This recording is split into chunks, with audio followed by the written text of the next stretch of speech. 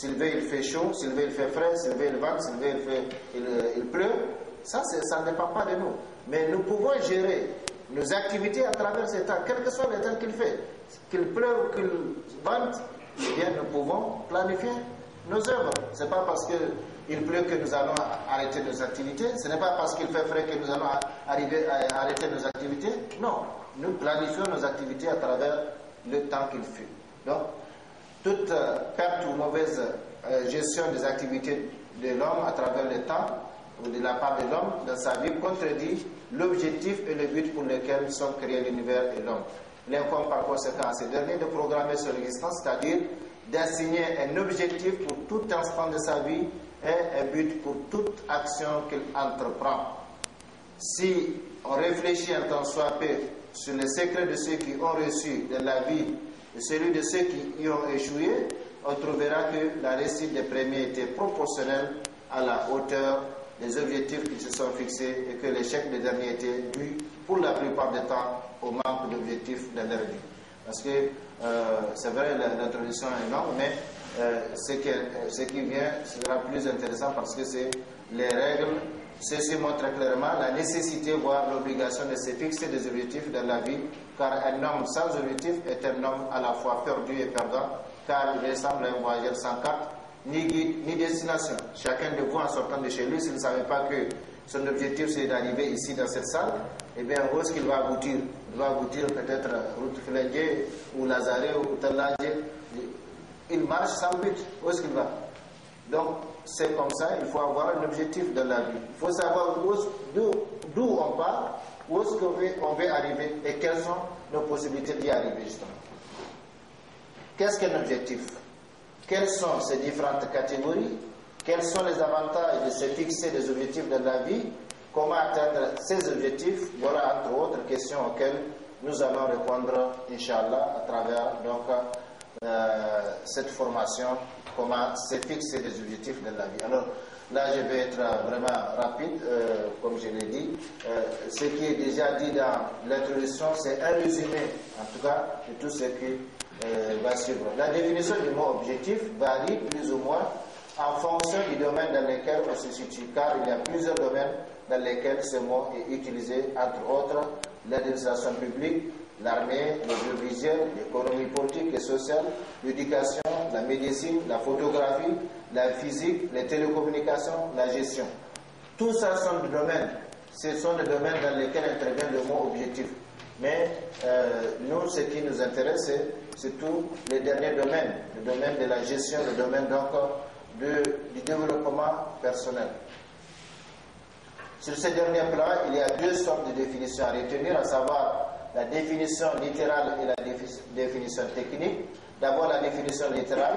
Le mot objectif signifie direction, but, visée, cible, destination. Ça, quand vous allez regarder, parcourir les dictionnaires, eh bien, vous allez trouver cette définition. C'est la direction, c'est le but, c'est la visée, c'est la cible, la destination. C'est-à-dire ce à quoi on veut aboutir directement ou indirectement, physiquement ou moralement.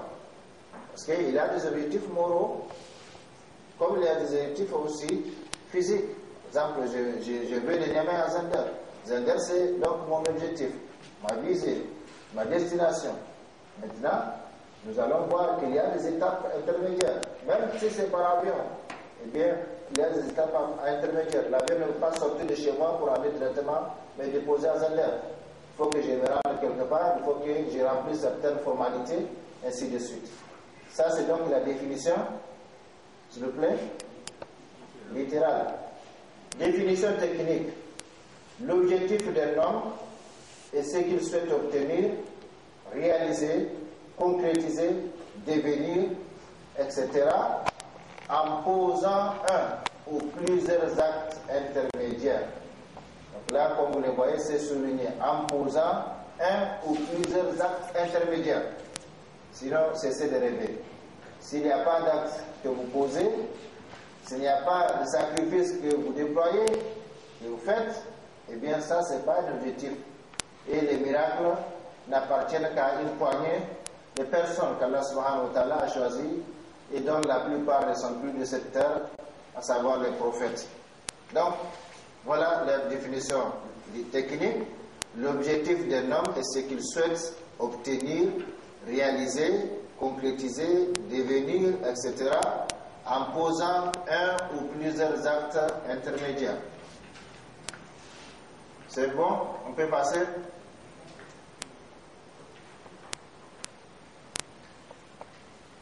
C'est très important. Ça, la première des choses, pour faire quelque chose, il faut connaître c'est quoi. Donc, aujourd'hui, c'est vrai, vous êtes venu apprendre comment c'est fixer un objectif, mais déjà, il faut savoir c'est quoi un objectif.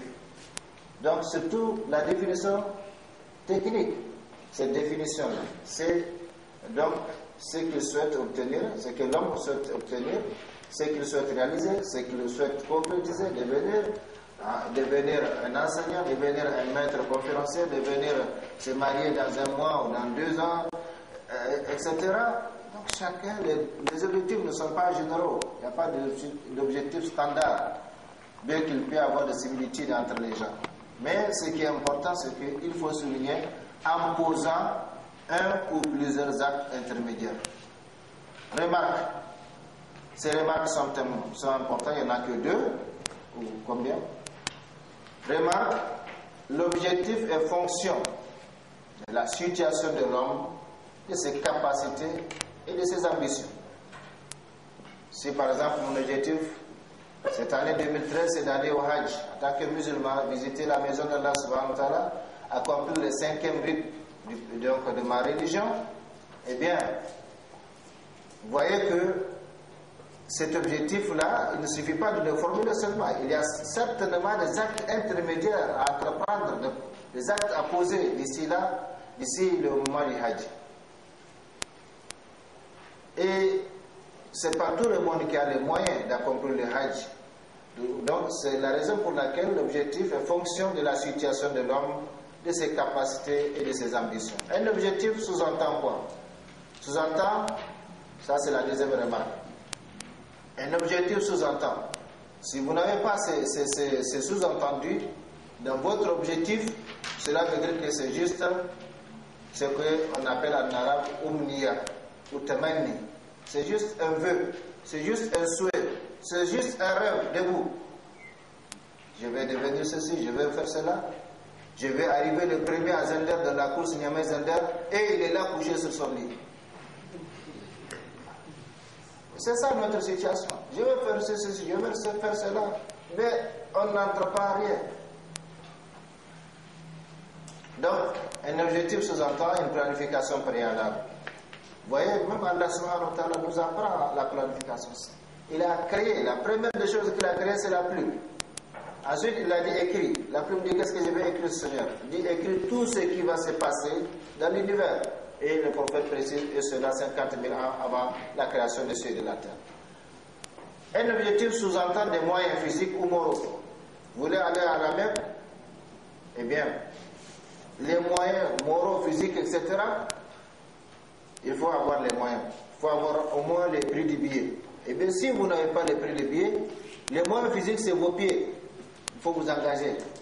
Dès qu'il reste 3 mois avant le Hajj, prenez votre bâton de pèlerin. Un objectif sous-entend un temps. Pour nous créatures, le temps est incontournable. Tout de suite, je vais réaliser quelque chose, et bien il faut lui fixer le temps. Quand? Demain, après-demain, le temps. Malheureusement, c'est la chose qui compte le moins dans la vie des musulmans. Un objectif sous-entend un engagement. Il ne suffit pas de dire que je vais récolter 100 sacs de riz dans ma parcelle de riz ici, et puis aller dormir sur ce laurier. Donc il y a un engagement.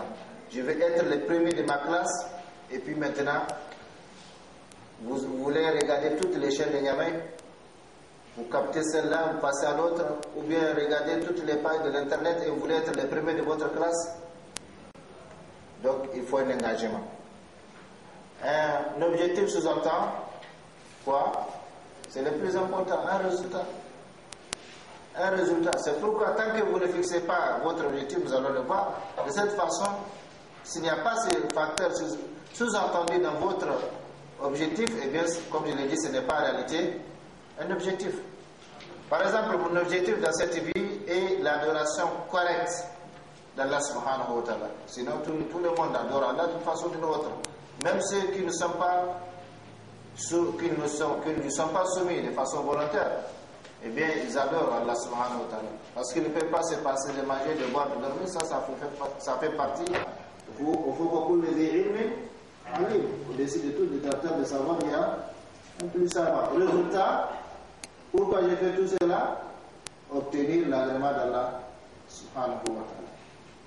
Voilà un objectif très simple. Maintenant, vous pouvez remplacer, adorer Allah correctement par réaliser mon mariage. N'est-ce pas? C'est le plus grand objectif pour le célibataire.